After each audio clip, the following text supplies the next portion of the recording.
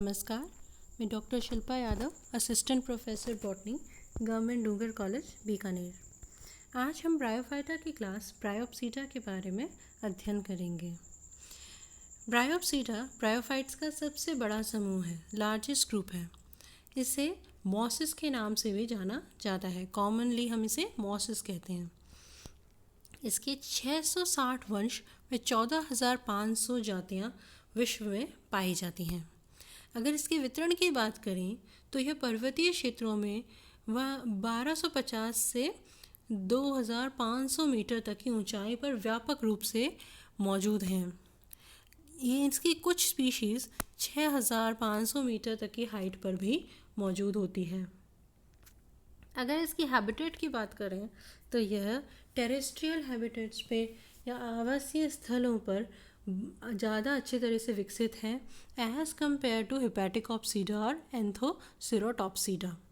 यह नम स्थानों पर, नम मिट्टी में, रॉक्स पर मतलब गीली चट्टानों पर, डैम्प वॉल्स ऑफ ओल्ड बिल्डिंग मतलब पुराने भवनों की नम दीवारों पर व उष्णकटिबंधीय वनों में वृक्षों के स्तंभों पर, stems of trees in tropical forest पर पाई जाती है। टॉर्ट्यूला डेस्टोरियम एक ब्रायोप्सीटा का मेंबर है जो डेजर्ट में, मरुस्थल में पाया जाता है, ट्रांसकैप्सिया के मरुस्थल में। बक्स बॉम्बिया मृतोपजीवी जाति है ब्रायोप्सीटा की, जो शैमान काष्ठ पर, डिकेइंग वुड्स पर मिलती है। इसकी मेन प्लांट बॉडी गैमेटोफिटिक है।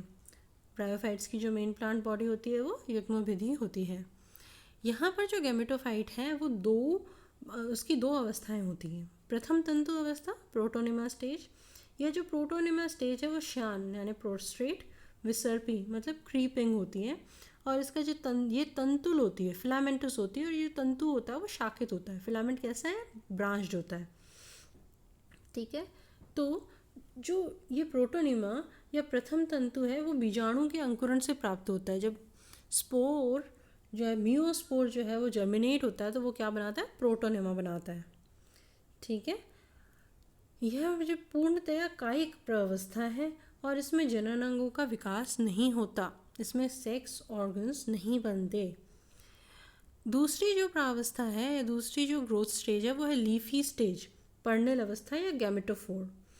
यह इसके अंदर ऊर्ध्व बेलनाकार अक्ष, इरेक्ट सिलेंड्रिकल शूट होता है और यहाँ पर पत्तियाँ भी बनती हैं, परसिस्टेंट लीव्स होती हैं और इसी के अंदर सेक्स ऑर्गन्स बनते हैं। एंथ्रीडिया और आर्किगोनिया यानी पुंधानी और स्त्रीधानी जो है वो इसी लीफी स्टेज में मौजूद होती है। ठीक है, तो आपको अगर अंतर पूछा जाए तो आप क्या अंतर बताएंगे कि जो प्रोटोनेमा अवस्था या प्रथम तंतु अवस्था है ये मियोस्पोर्स के अंकुरण से बनती है, जबकि जो लीफी स्टेज है वो प्रोटोनेमा अवस्था के बाद आती है। ठीक है, दूसरी बात जो आप बताएंगे वो क्या बताएंगे कि वो प्रोस्ट्रेट क्रीपिंग और फिलामेंटस है और ये इरेक्ट सिलेंड्रिकल शूट है जिसमें लीव्स मौजूद हैं।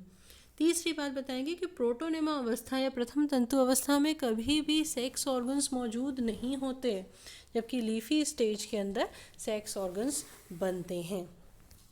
ठीक है, अब हम लीफी स्टेज के बारे में और पढ़ते हैं। तो इसका जो मेन एक्सेस है वो क्या है? ब्रांच्ड या अनब्रांच्ड हो सकता है।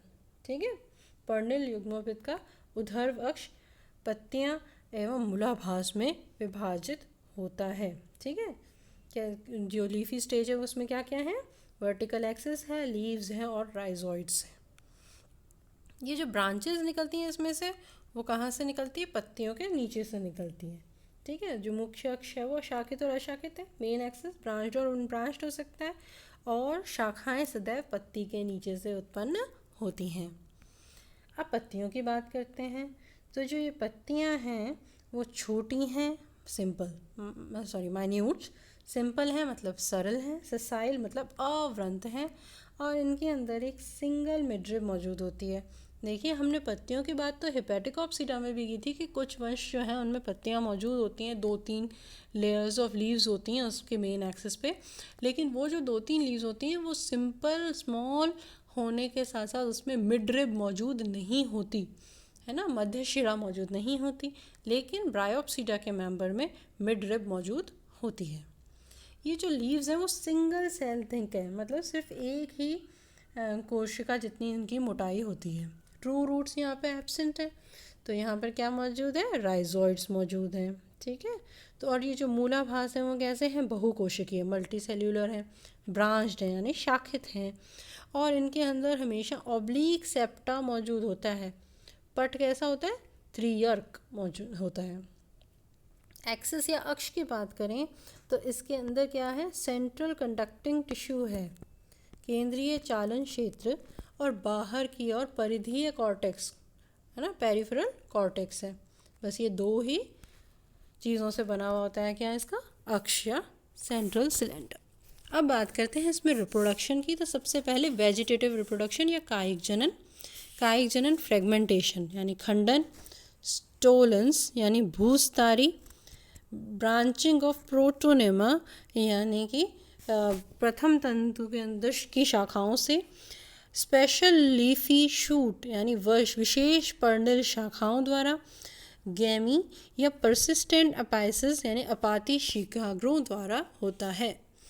गैमेटोफाइट मोनोइशियस भी हो सकता है और डायशियस भी हो सकता है। मोनोइशियस मतलब उभय लिंगाश्री, जिसके अंदर मेल और फीमेल दोनों एक ही प्लांट बॉडी पर मौजूद हों, और डायोशियस मतलब एक लिंगाश्री अर्थ, जब एक तरीके का प्लांट सिर्फ आर्किगोनिया बेयर करे और एक तरीके का प्लांट सिर्फ एंथ्रीडिया बेयर करे, मतलब एक पादप पे सिर्फ पुंधानी मौजूद हो और दूसरे पादप पे सिर्फ स्त्रीधानी मौजूद हो, तब उस अवस्था को हम एक लिंगाश्री या डायोशियस अवस्था कहते हैं। यहाँ जो एंथ्रीडिया और आर्किगोनिया बनते हैं वो ग्रुप्स में, समूहों में बनते हैं, और वो कहाँ मौजूद होते हैं, जरानांग जो होते हैं वो कहाँ मौजूद है, शाखाओं के शीर्ष पर समूह में मौजूद हैं। एपाइसिस ऑफ ब्रांचेस पर ग्रुप्स में मौजूद होते हैं। एंथ्रीडिया की बात करें तो वह क्लब शेप्ड, नैरो और एलोंगेटेड होता है। पुंधानी सवृंत और गदाकार होती हैं। ठीक है, यहाँ पर जो पुंधानी है वो हिपैटिकॉप्सीडा से ज़्यादा संकीर्ण व लंबी होती हैं, और यहाँ पर भी जैकेट जो है वो कैसा है, एक स्तरीय है। यहाँ पर जो जैकेट बनता है वो कैसा होता है, सिंगल लेयर्ड होता है। एंथ्रोजोइड्स यहाँ भी बाइफ्लैजिलेट हैं पर स्पाइरली कॉइल्ड हैं, द्विकोशाभिक हैं परंतु सर्पिल रूप से कुंडलित होते हैं। स्त्रीधानी या आर्किगोनिया यहाँ पर स्टॉक्ड है, सवृंत है।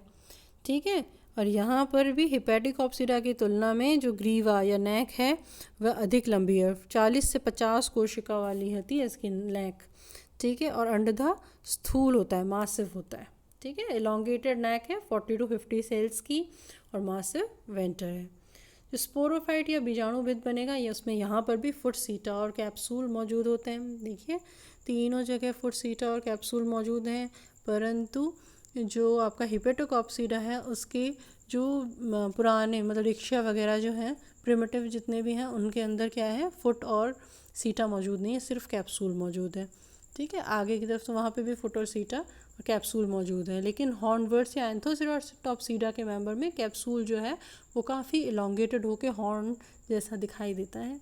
उसमें कॉल्यूम जो कैप्सूल है वो बहुत लंबा होता है।